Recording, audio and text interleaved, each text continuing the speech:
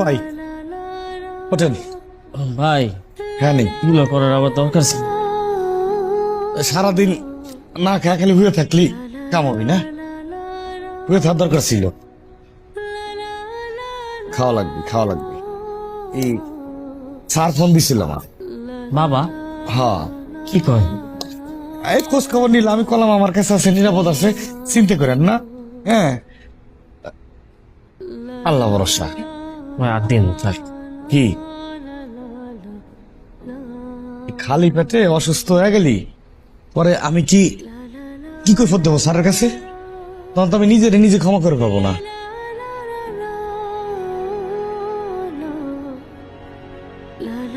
ভাই হ্যাঁ, আমি কই কি আপনি আমার জন্য একটা রিক্সা ভাও করেন।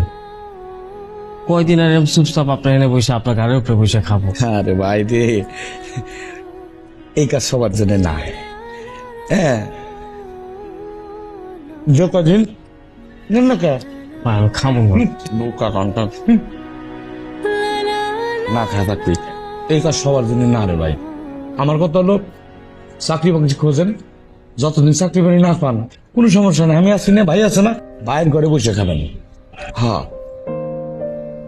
বাতলেন দেখো খাবেন দিছে না। হ্যাঁ,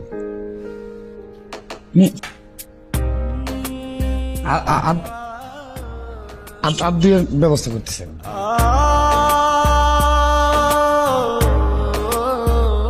ভাই বড় ধন ওদিক পানি ফেলান, আনি ফেলান, এটা পরে মুছে ফেলাবো না, গরম শুয়ে যায়।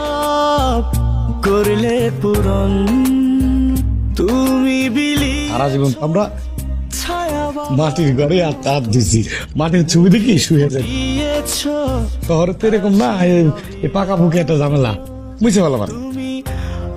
তুমি ভাই রান্না তো খুব ভালোই। রামতে অভ্যাস হয়ে গেছে।